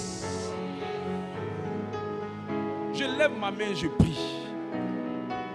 Que les limites ne changent pas le cœur de quelqu'un. La limite de l'apparence. Ça fatigue souvent les mariés. Je pensais que tu avais la forme Miss. Je pensais que. Parce qu'au fait, à force de se rapprocher de la fille, il a fini par voir que tout n'est pas la forme que tu pensais. Oui. Tu as fini par. Je peux te dire quelque chose. Il y aura toujours un défaut corporel sur la personne que tu vas choisir, nouveau marié. Fais la commission à ton voisin pour moi.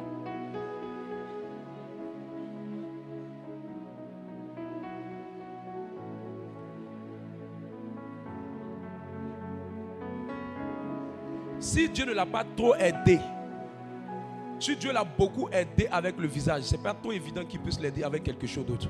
Si Dieu l'a beaucoup aidé avec la forme, ce n'est pas trop évident qu'il puisse l'aider quelque part d'autre. Si Dieu n'a pas beaucoup aidé avec le visage, il peut l'aider quelque part avec la cuisine. Mais dans tous les cas, il n'y a personne qui est privé de quelque chose. Donc celui qui l'a choisi pour elle en a besoin. Dieu ne te donne pas tout, mais te donne selon celui qui l'a choisi pour toi aura besoin.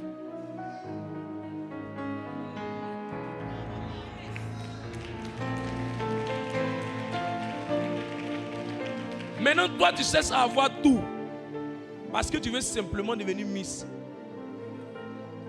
La Miss, elle doit plaire au monde. Toi, tu dois plaire à un homme. Moi, je dois plaire à une femme. Donc, si la personne que Dieu a mandaté pour que je puisse l'aimer aime ce que je suis, c'est suffisant pour moi. Toi, tu es complexé parce que tu veux que tout le monde puisse te plaire. Et ce sont eux qui payent ton loyer. Eux sont eux qui vont te marier. Eux sont eux qui vont te mettre une bague. Eux sont eux qui vont t'amener à la mairie. Eux sont eux qui vont payer ta dot.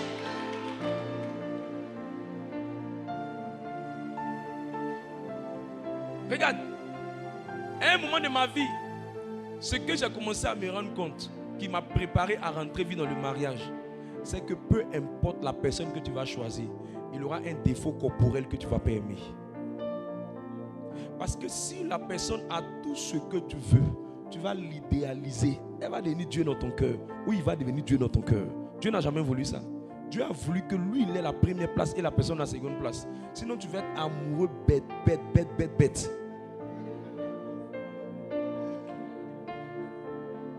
C'est pourquoi il peut l'aider avec la forme, mais il peut bloquer un peu au niveau du front. C'est pourquoi il peut l'aider avec le visage, mais il peut bloquer au niveau du nez. C'est pourquoi il peut l'aider avec la poitrine, mais il peut bloquer au niveau du postérieur. C'est pourquoi il peut l'aider avec le ventre, mais il peut bloquer quelque part d'autre. Est-ce que je parle à quelqu'un? Ceux qui durent longtemps avec les gens, ce sont ceux qui ont accepté leurs défauts corporels. La limite de l'apparence. La limite de l'apparence corporelle. La limite de l'apparence corporelle.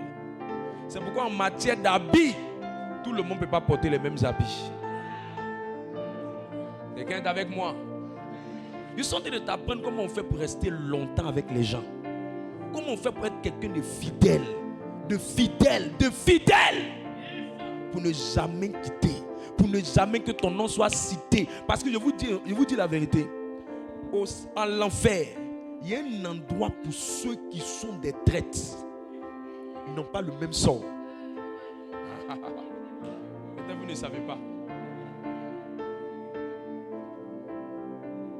C'est pourquoi quand tu veux aller loin avec Dieu et que tu veux que Dieu t'aide et que tu as décidé d'être fidèle à quelqu'un, mets dans ta tête que je suis avec cette personne jusqu'à la mort.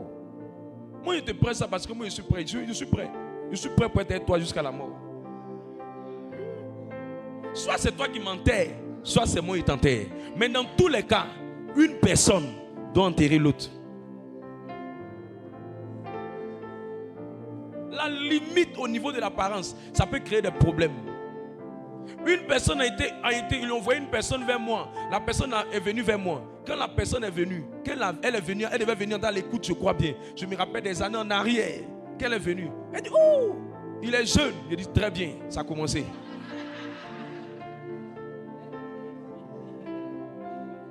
Mais regarde, je n'avais jamais été complexé par ça parce que ça a été brisé dans mon esprit depuis très vite. Parce que la valeur d'un homme ne dépend pas de ce qu'il est à l'extérieur. La valeur d'un homme dépend de ce que Dieu a mis à l'intérieur de lui. Ce qui est à l'intérieur de moi là, c'est pas le corps.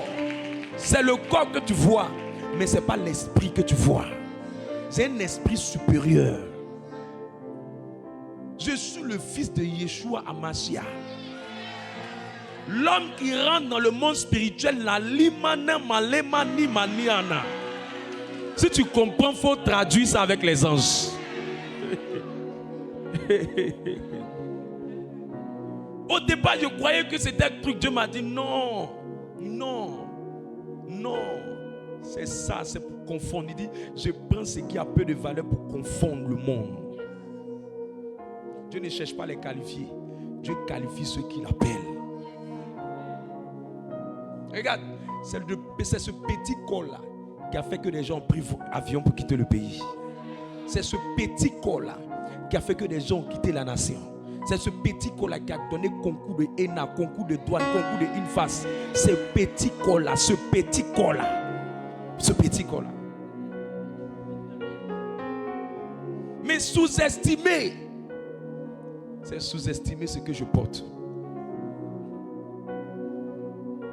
Quelqu'un est avec moi? La limite corporelle.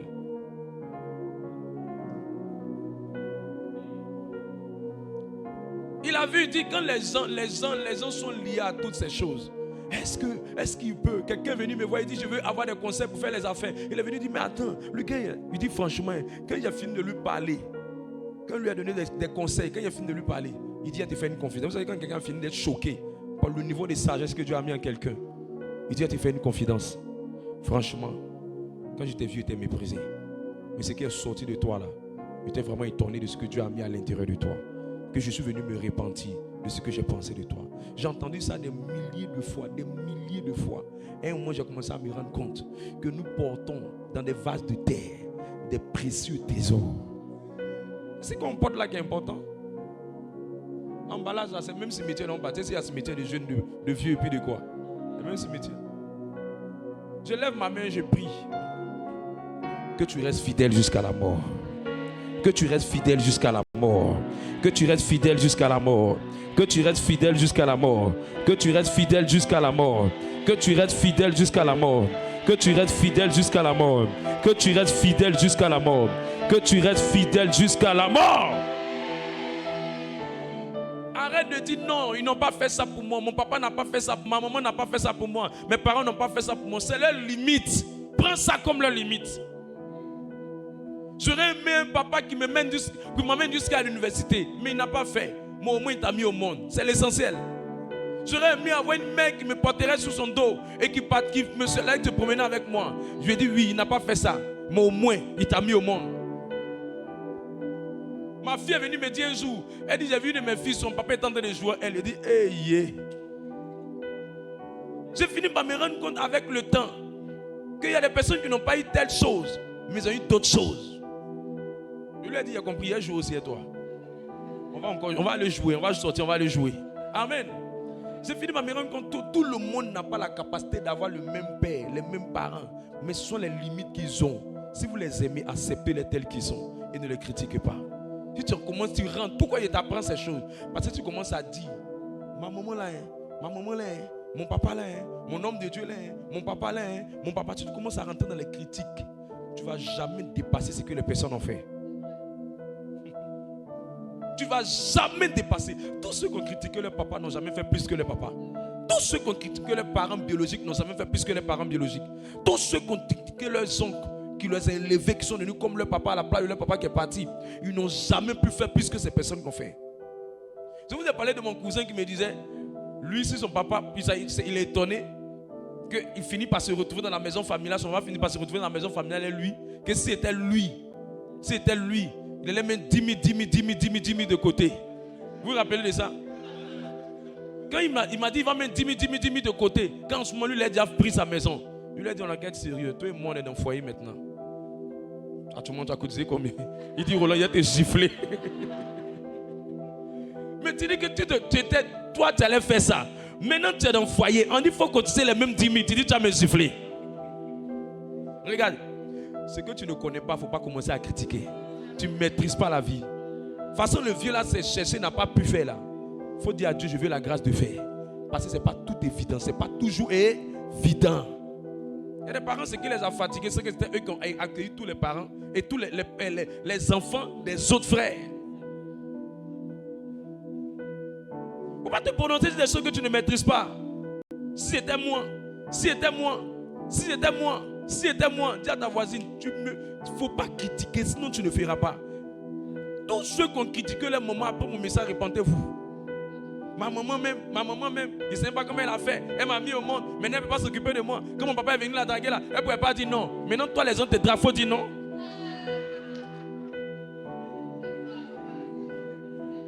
Quand les gens ne connaissent pas les faiblesses, ils critiquent.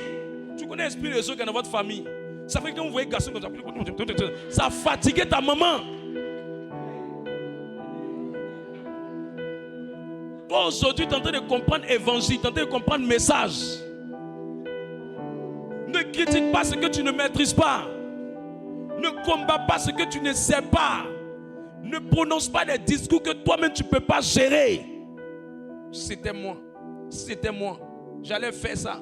J'allais faire ça. Ne te prononce pas sur des choses que tu ne maîtrises pas. Même des gens qui ont l'argent, il y a d'autres mecs qui n'arrivent pas à construire. Même des gens qui sont... Parce que tout est une question de grâce. Si la grâce n'est pas venue vers toi, tu peux être le plus grand fonctionnaire, mais terminer ta vie sans pouvoir déposer une maison en dur. Il y a la grâce derrière.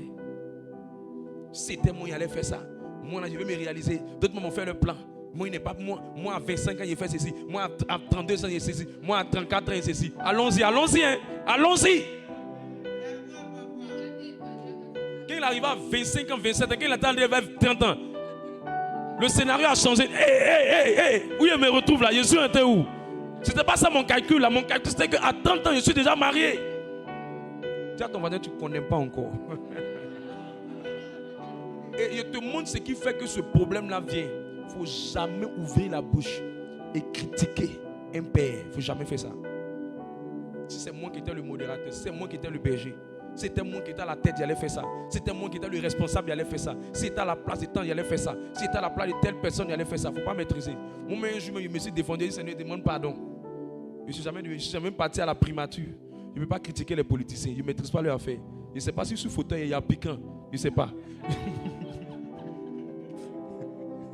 Je ne sais pas s'il y a piquant sur fauteuil là. Je ne maîtrise rien. Je ne me suis pas assis dessus. Pourquoi il y a me lever pour critiquer?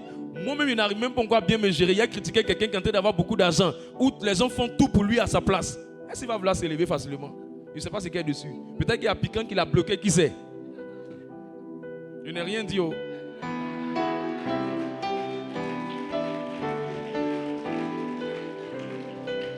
Je prie et je prophétise que le Seigneur te vienne en aide. Je prie et je prophétise que le Seigneur te vienne en aide. 7 choses que tu dois faire quand tu vois les faiblesses des pères. Regarde, c'est des messages comme ça, quand tu comprends là, ça te rend. Moi, je ne suis plus intimidé par quoi que ce soit. Non.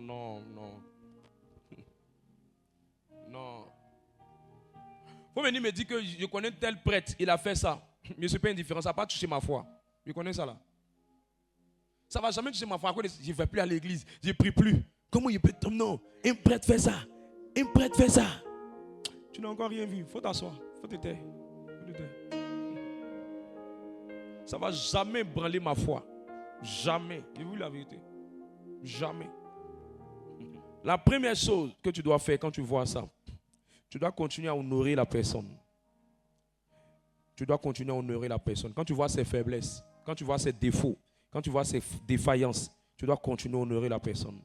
La Bible n'a pas dit, Dieu n'a pas dit honore ton père qui a l'argent, honore ta maman qui est bien, honore ton père spirituel qui est gentil. L'honneur n'est pas rattaché à la qualité du parent, mais l'honneur est rattaché simplement à la parole de Dieu. Même si la personne est sorcière, il faut l'honorer. Même si ta maman est une maîtresse, elle soit avec un mari. Il y a une fille qui s'est plaignée un jour, elle est venue me voir. Je suis fâché, on dit, ma maman, comment elle peut faire les choses comme ça? Elle est maîtresse. Elle dit, toi, tu as 2 gars, non? Ça, c'est maîtresse demi-modèle. Tu es maîtresse demi-modèle. Sinon, c'est le même esprit qui fatigue ta maman là, c'est ça qui te fatigue aussi.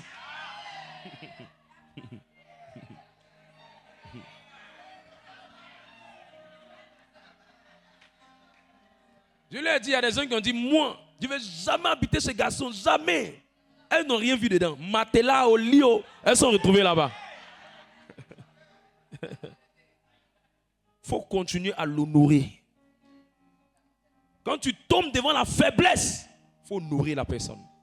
Quand tu tombes devant la faiblesse de ton patron, la faiblesse de ton père, biologique comme spirituel, il faut continuer à honorer.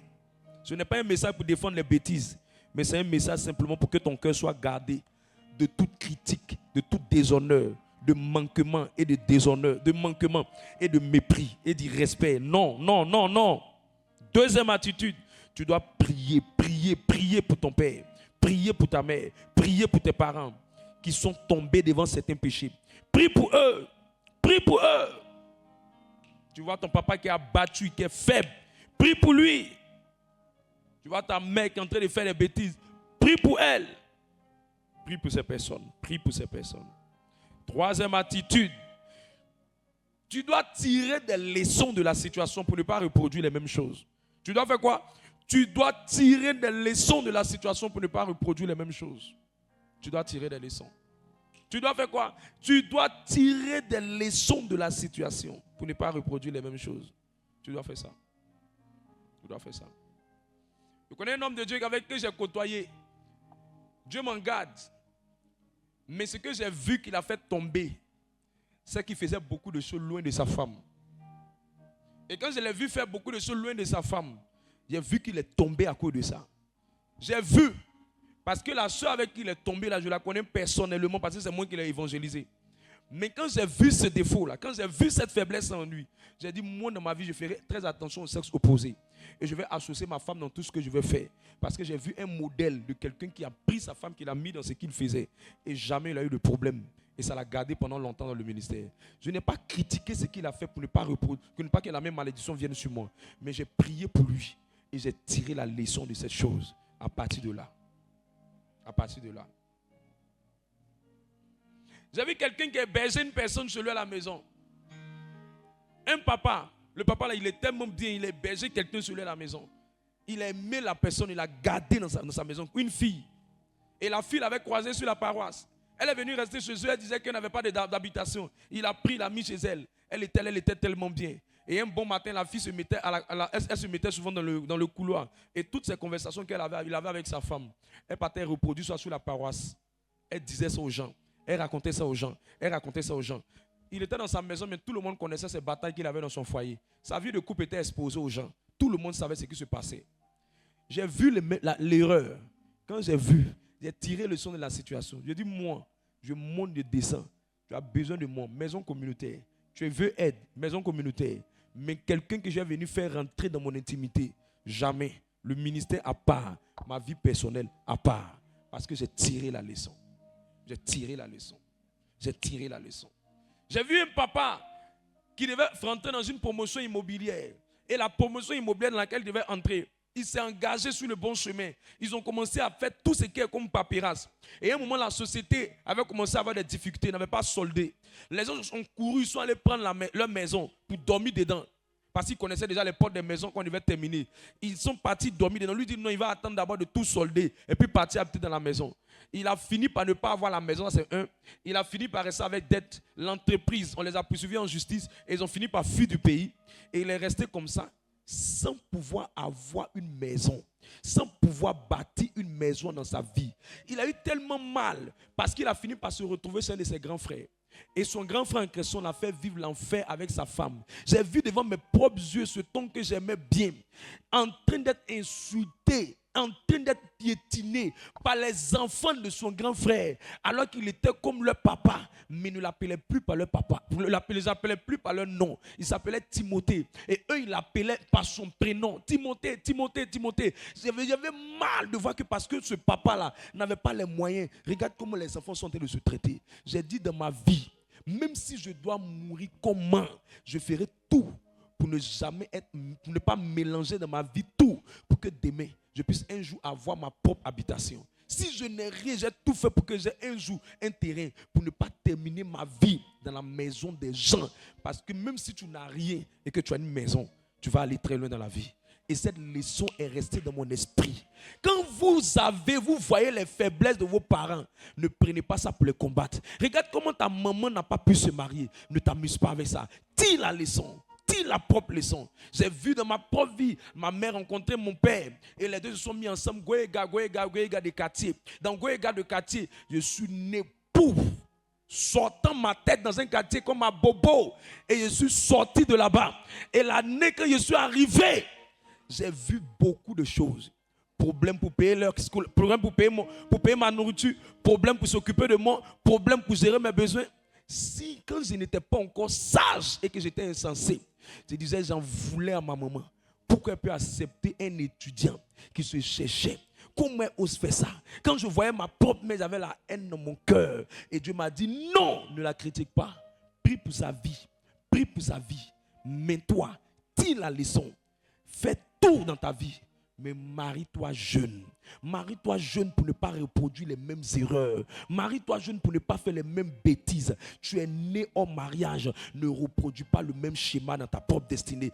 Quand le moment est arrivé où j'ai rencontré quelqu'un, je n'ai pas duré assez d'années pour faire études de master, de doctorat, de buton. Je les veux et j'ai dit non. Je connais la faiblesse de ma mère. Je connais la faiblesse de mon père. Je sais que si je fais bisous, ça va sortir un petit garçon. Et j'ai dit non, je ne ferai pas la même erreur.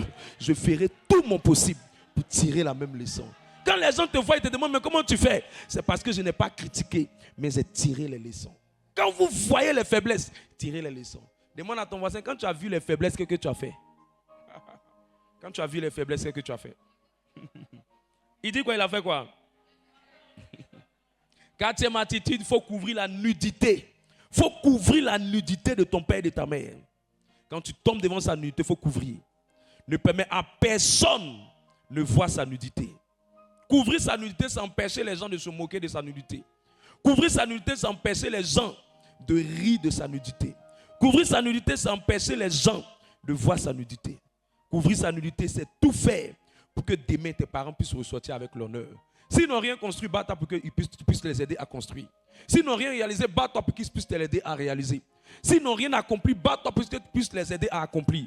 S'ils n'ont rien, ils sont rien devenus, bats-toi pour que demain ils puissent devenir quelqu'un. Parce qu'ils t'ont mis au monde pour que tu puisses être la solution aux problèmes qu'ils n'ont pas pu résoudre.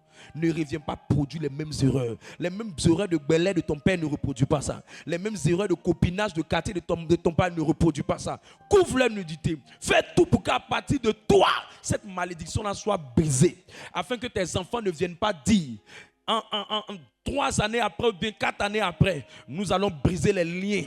Les liens de qui? Les liens de quoi blanc? Non. Les liens de qui? Les liens de Conan? Non. Mais ils doivent dire, notre père a vaincu le combat. Nous devons perpétuer cette lignée. Notre papa a brisé les liens. Notre vie est devenue facile. On peut laver notre main avec Coca-Cola. On peut laver notre main avec Fanta. Papa a tout levé sur le chemin. La vie n'est plus difficile pour nous. Les voies sont déjà dégagées. C'est ça qui est couvrir la nudité. C'est ne pas reproduire les mêmes choses. Mais c'est de faire honneur à la postérité qui va te suivre. Est-ce que je parle à quelqu'un? Laisse ton amen monter. Tu peux prendre Genèse le chapitre 9, verset 20 à 23 pour ne pas que tu penses que c'est ma philosophie. Genèse 9, verset 20 à 23. Lis vite, ma soeur. Genèse 9, à partir du verset 20. Noé commença à cultiver la terre et planta de la vigne. Il but du vin, s'enivra et se découvrit au milieu de sa tente. Cham, père de Canaan, qu'est-ce qu'il a fait? Vit la nudité de son père. Il a vu la nudité de son père. Et il le rapporta dehors à ses 2 frères. Il allait dire ça à tous ses autres frères. Alors Sem et Japheth prirent le manteau. Ils vont prendre le manteau. Le mirent sur leur épaule. Ils ont mis sur leur épaule. Marchaient à reculons. Et couvrirent la nudité de leur père. Ils ne veulent pas voir. Ils ne veulent même pas savoir. Ils ne cherchent même pas à savoir même. Non. Comment ça s'est passé? Qu'est-ce qui s'est passé? Ils ne cherchent pas à savoir. Ils sont venus couvrir. Continue. C'est jusqu'au verset combien? 23, c'est ça? 23. Dis à ton voisin, ouvre la nudité de ton père. Couvre la nudité de tes parents. Spirituel comme biologique. Tu ne parles pas à ton voisin, mais tu es trop découragé de la nudité là. 5e attitude, avant. Il ne faut pas toucher la nudité des parents. 1 Chronique 7, verset 22. Il ne faut jamais toucher la nudité des parents.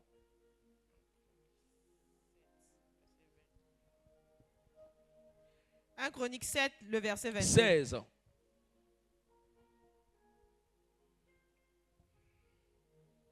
Un Chronique 16, le verset 22. 22. Ne touchez pas à mes oins. Ne touchez pas à mes oins. Il ne faut même pas toucher ça. En fait, comme tu as vu les faiblesses, il faut tout faire pour jamais rentrer dedans. Il ne faut jamais rentrer dedans. Il faut jamais rentrer dedans. Il ne faut jamais rentrer dedans. Il ne faut pas toucher. Il faut tout faire. Quand tu sens que quelque chose est en train d'aller, vous savez, l'alcool n'est pas une mauvaise chose, mais il y a des gens là, à cause du fait que, je peux dire, tu veux que je parle? Tu veux que je parle? À cause du fait que l'alcool a beaucoup fatigué ton papa. Toi, si tu touches petit, ça fait que tu arrives jusqu'à... Ils vont t'enceinter. En fait, c'est vrai que l'alcool est... Mais pour toi, là, tu ne dois même pas toucher ça. C'est pourquoi je ne peux pas prendre le message sous la boisson pour faire de ça une doctrine. Non. Je ne suis pas ce genre de prédicateur là. Mais je vais te faire comprendre que quelqu'un d'autre peut prendre juste un peu, quelqu'un d'autre peut prendre juste un peu.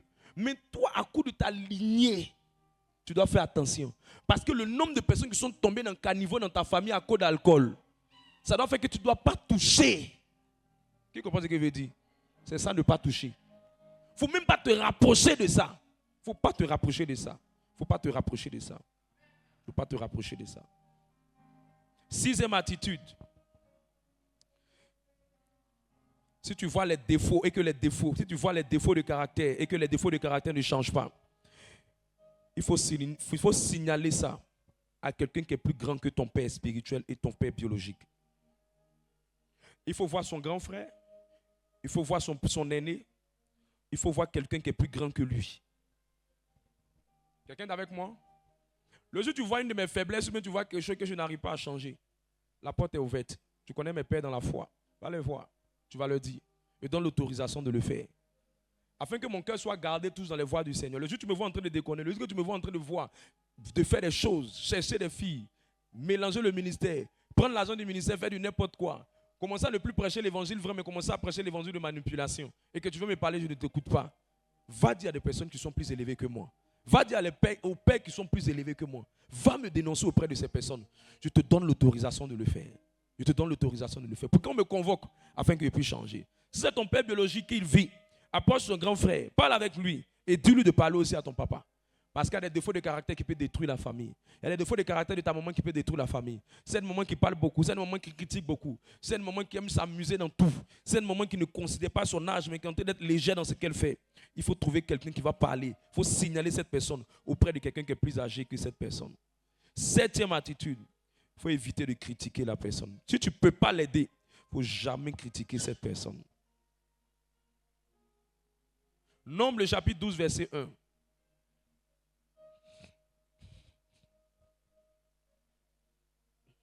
Nombre 12, le verset 1. Marie et Aaron parlèrent contre Moïse au sujet de la femme éthiopienne qu'il avait prise, car il avait pris une femme éthiopienne. Écoute, je peux te dire quelque chose? Je peux te dire quelque chose? C'est ma dernière phrase. Et puis on s'en va. Tu n'auras jamais raison sur ton papa biologique et spirituel. Jamais. Je peux mettre mon doigt à couper. Même si tu as raison, le ciel ne te donnera pas raison. Jamais. Donc si tu ne peux pas l'aider en signalant quelqu'un pour lui parler, il ne faut jamais le critiquer. Il ne faut jamais le maudire. Il ne faut jamais t'en plaindre de la personne. Il ne faut pas le faire. Tous ceux qui ont critiqué ont mal fini. Myriam, la stérilité. Aaron, la lèpre. Il ne faut jamais le faire. Sinon, si tu le fais, Dieu va t'humilier. Parce que le domaine dans lequel tu as critiqué une grossesse, je te dis la vérité, tu as fait plus d'enfants que ta propre maman. Tu as critiqué quoi? Le fait que tu n'as pas accepté qu'elle ait choisi un papa. Parce que ce papa-là ne te plaît pas ou bien tu n'aimes pas sa tête. Tu ne me crois pas? Si tu ne crois pas, tu as choisi des gars les plus malhonnêtes parmi tous les hommes. Proverbe 30, verset 17 dit ça. Homme de Dieu, mais il a raison. Est-ce que ce qu'elle a fait là bien? Tu n'auras jamais raison. C'est un parent spirituel, un parent biologique, jamais. Tous ceux qui ont tenté ce chemin-là, ils ne sont jamais retrouvés. Tu n'auras jamais raison de ces personnes. Je peux te dire quelque chose? Si tu as quelqu'un, que tu travailles avec quelqu'un, le jour où tu vois les défauts de caractère, si tu sais que tu ne peux pas supporter, mieux vaut partir dans la paix que de rester en train de critiquer. Si tu critiques, tu ne vas jamais construire une entreprise. Si tu ne crois pas, retrouvons-nous au ciel. Tu vas me dire merci là-bas. Tout domaine que tu critiques, tu ne vas jamais avoir ça. Si tu vois quelqu'un qui a construit un immeuble, et puis lui là, c'est l'un des médicaments qu'il a fait. Tu vas voir si briques même tu vas pouvoir trouver pour construire. Le domaine de ta critique, c'est le domaine où tu as fermé tes possibilités. Proverbe 30, 17. L'œil qui se moque d'un père. L'œil qui se moque d'un père. Et qui dédaigne l'obéissance. Et qui n'écoute pas ce que la personne... envers une mère. Les corbeaux du torrent le perceront. Et les petits de l'aigle le mangeront. Les corbeaux du torrent le perceront, ça veut dire qu'il ne va même pas voir, il ne va même pas se retrouver. Il ne va même pas se retrouver. Sa vie là sera permanemment une vie de mort. Parce que quand on parle de corbeau, on parle de la présence de la mort. Quand on parle de l'œil, on parle de la vision. On parle de la destination. On parle de l'éclairage de la vie, les songes, les visions, les rêves. La capacité à voir et à se rapprocher. Si tu as ça, c'est que tu es quelqu'un qui a compris. Pourquoi il te prêchait ça? Tu vas travailler quelque part un jour. Tu vas avoir un mari dans ta vie. Ou tu es un mari dans ta vie. Tu as une femme dans ta vie. Tu es un papa. Tu as une maman qui a un défaut qui ne te plaît pas. Qui a un caractère qui ne te plaît pas. Ne critique jamais. Tu peux conseiller, conseille. Tu peux prier, prie. Tu peux honorer, honore. Ne dis jamais que je vais avoir raison. Tu n'auras pas raison sur une patronne. Tu n'auras pas raison sur un parent, biologique comme spirituel. Si tu vois que tu ne peux pas supporter et que ton cœur n'arrive pas à l'accepter malgré ses défauts, prends ta valise de cette entreprise et va respectueusement en t'accordant avec cette personne. Pour lui dire merci madame, tu as été vraiment bien avec moi. Mon heure de partir est arrivée. Je vais me séparer de toi. Je te sépare dans la paix, dans la joie et dans la tranquillité. Mais ne combats jamais. Parce que le domaine que tu vas combattre, ce domaine ne va jamais réussir pour toi.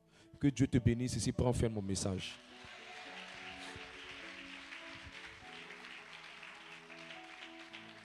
Écoute, il fallait que je prêche ce message.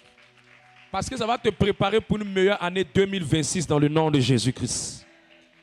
Ça va te donner d'avoir une année extraordinaire, merveilleuse. Pose la main sur ton cœur et demande sincèrement pardon à Dieu. Si tu as critiqué ton papa biologique, ta maman, ta grand-mère, tu as critiqué quelque chose sur lui. Si tu as fait ça, demande pardon. Ma maman même, mon papa même, mon homme de Dieu, mais même moi-même, tu m'as critiqué. Toutes les fois où tu t'es plaint, toutes les fois où tu as murmuré, demande pardon à Dieu. Demande pardon à Dieu. Parce qu'il n'y a aucun homme sans défaut. Il n'y a aucun parent sans défaut. Il n'y a aucun patron sans faiblesse. Il n'y a aucun mari sans faiblesse. Il n'y a aucune épouse sans faiblesse. Tu vas voir, après mon message, il y a quelque chose qui a quitté sur ta tête. Et ta lumière va commencer à briller. Ton étoile va commencer à briller. Demande pardon. Shabalabalabalabala.